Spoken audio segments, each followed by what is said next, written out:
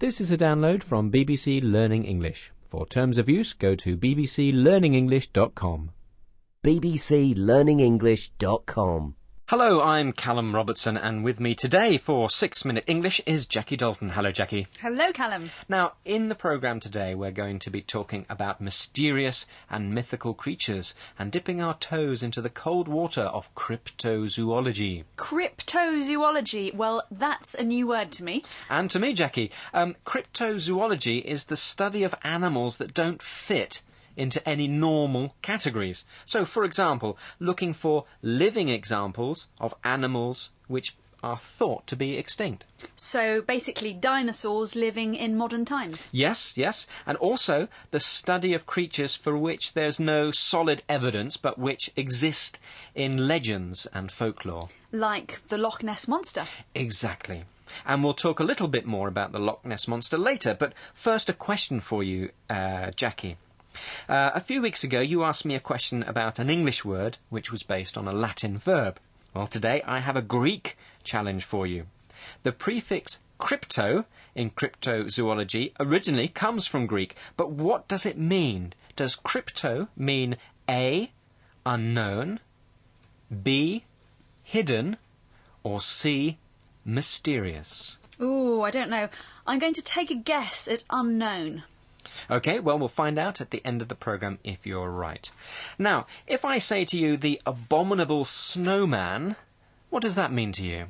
To me, that means a large, scary monster that might come from the mountains or something like that. Exactly. Now, that's one word for a creature that is believed to exist in many parts of the world. In North America, it's known as Bigfoot or Sasquatch. We know it as the Abominable Snowman, and in Tibet and some other countries, it's the Yeti. Now, in each case, the descriptions of this creature is quite similar. And in a recent edition of the BBC series from our own correspondent, journalist Alistair Lawson reported on his meeting with a man in northeast India who had spent 10 years looking for their Yeti. Let's have a listen to the description from Alistair. Let me start with the Yeti. It's reputed to be an ape-like animal which stands and weighs nearly 2 times more than the average man. An artist's impression of the animal, drawn from descriptions provided by eyewitnesses, also shows it to be surprisingly hairy. Its two-tone thick black and grey coat seems incongruous in a part of India where the humidity is so intense that an afternoon's walk often results in a soaking wet shirt. He describes there an animal about twice the size of a man, which is very hairy. But some of the language he uses suggests that he's not sure that the creature exists. Jackie, Alistair says that the Yeti is reputed to be an ape-like animal. What does he mean by reputed to be? Well, this means something is believed to be true or said to be true, but there isn't actually any proof that it is. Yeah, and he describes the animal as being surprisingly hairy. Being hairy is a typical feature of many of these creatures, so why is it surprising? Well, it's surprisingly hairy because this particular Yeti is believed to inhabit jungles, which are, of course, hot and humid. So, as he also says, the thick coat seems incongruous, or to put it another way, out of place. It doesn't seem quite right that a creature living in that particular area would have such a thick coat. So, he uses the phrase reputed to be. He describes the Yeti as surprisingly hairy and comments that this feature seems incongruous. bbclearningenglish.com. So, what do you think of all this, Jackie? Do you think there are wild, unknown, ape-like creatures wandering around forests and mountains?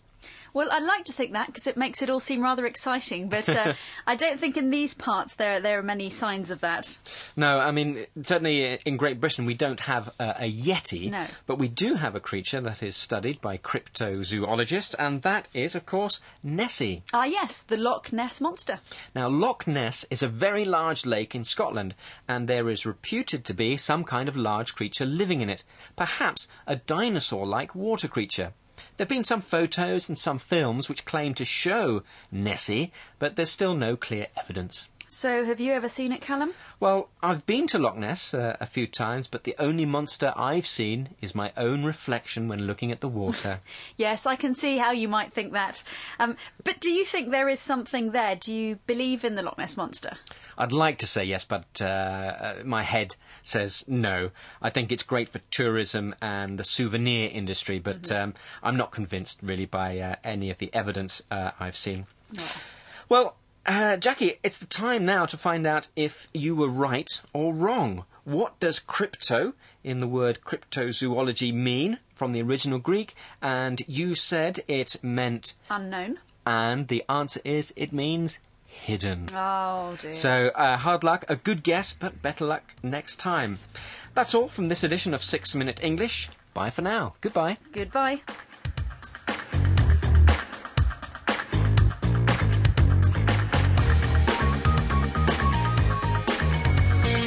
bbclearningenglish.com